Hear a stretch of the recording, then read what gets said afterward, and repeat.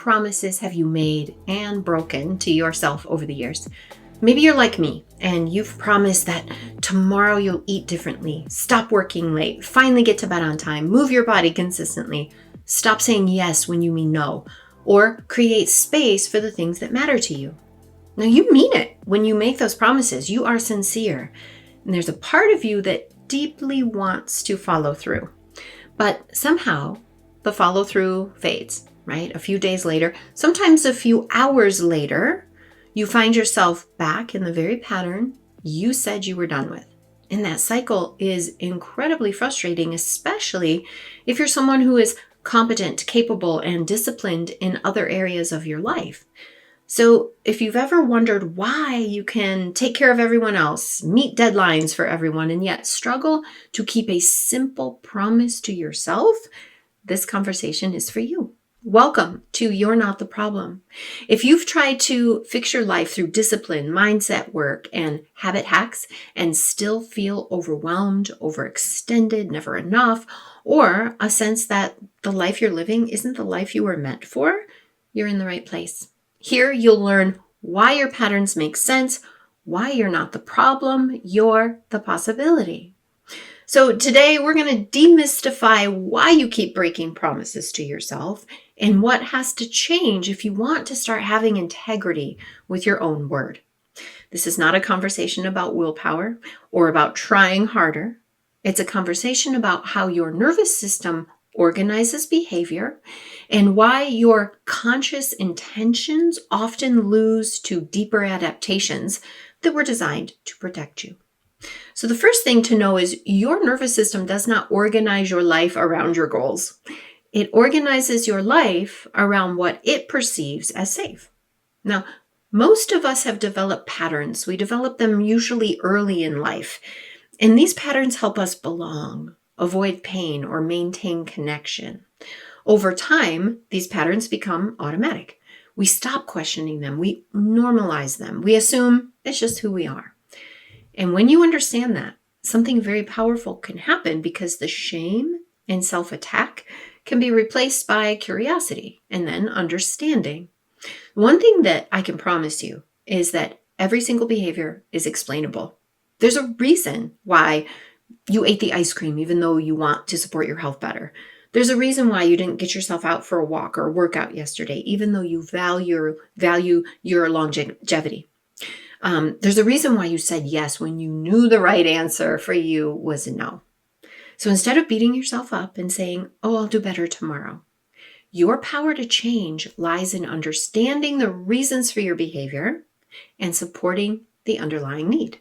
So let's take a couple of examples to get us more of a sense of this. So I'm a great example because I spent nearly 35 years caught in a cycle of breaking promises with myself. I desperately wanted to eat perfectly, lose the 5 pounds I was convinced made me a terrible person. I wanted to be the perfect wife, mother, human on the planet.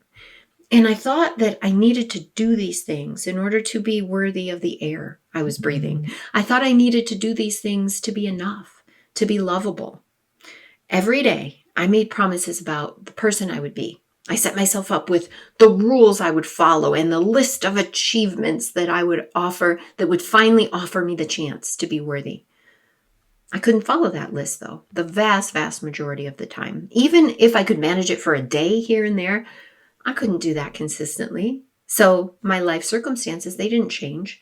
And I was caught in that cycle, as I said, for over 3.5 decades.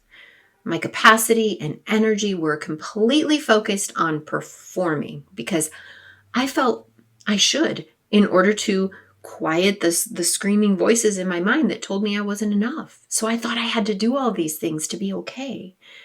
And although nearly all the time I thought the problem was weakness, lack of willpower, and dysfunction, I was wrong. My behavior was the result of adaptations that I developed as a young child in response to the environment I was raised in. Now, I go into the early life conditions that created my adaptive behavior in my book, You're Not the Problem, and you can download the free introduction to that below. But in a nutshell, I didn't have the attuned and secure care that a child needs to develop a healthy sense of safety and self-esteem. In addition, there was a period of abuse, which caused me to develop the belief that I was deeply flawed and even that I was damaged goods. And I turned to food for comfort and safety because I needed that. And when I became chubby as a result, the world showed up to confirm what I already felt inside. I was gross. And the only hope for me was to perfect myself. Now, by the time I was a preteen, my life had become organized around fixing myself and my behaviors. I needed to perfect my body. I needed to achieve in school and in sports and make sure that I pleased everyone. I gave myself away in an attempt to earn value. But in reality, I was blocking myself from the internal compass that I needed to guide my life. I couldn't seem to stop emotionally eating. Of course I couldn't. I needed that food to help me quiet the noise that was constantly stirring inside me. I couldn't stop placing my safety and care in the hands of other people. Of course I couldn't. I didn't know how to like myself, let alone care for myself. I couldn't stop the constant anxiety and the sense that the world would open and swallow me whole. Of course not. My nervous system had learned that the world was a very dangerous place where anything could happen and I wouldn't be able to protect myself. My behaviors made sense. They were adapted responses to real conditions, and they were not the result of a lack of discipline. My client Shannon's behaviors were the same. Having grown up in an environment with an emotionally unavailable father and a mother who wasn't calm and settled in her own system, she developed the adapted pattern of being responsible, taking on the responsibility for everyone else's peace. She took care of her younger siblings the best she could to keep her mother from becoming overwhelmed. And before she ever asked for anything for herself, she asked how it might impact everyone else and usually decided that it wasn't worth it. She put herself last over and over again, and in her adult life, the painful pattern continued to create a life in which she wasn't valued by herself or others. She was the go-to person for everyone, but had no one to go to herself. She had many health challenges, anxiety, depression. There were many things that she was told might help her, right? Oh, diet, exercise, taking time for herself, but she couldn't figure out how to consistently apply any of this. She assumed she was the problem. What she didn't know is that her behavior made perfect sense, had nothing to do with her productivity or capability. The answer was not more discipline, not another program, not another book or podcast. The answer was reprogramming the belief that she had to put everyone and everything before her own well-being. My aim in this video is not to give you 3 steps to change any behavior or teach you one hack that will overhaul your life in a week. Those things don't really exist. But what I hope to offer you is a new perspective.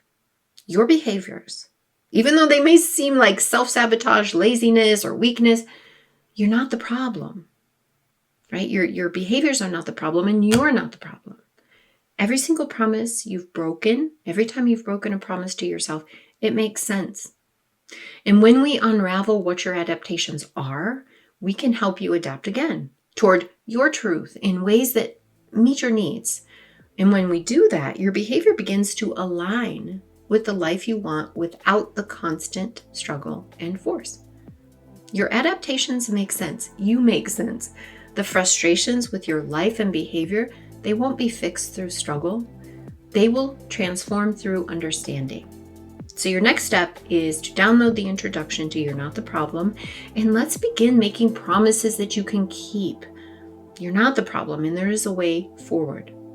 Finally, I want to ask you, help me grow the You're Not the Problem podcast and the movement by subscribing, liking, and forwarding this episode to someone you care about who needs reminding that they're not the problem.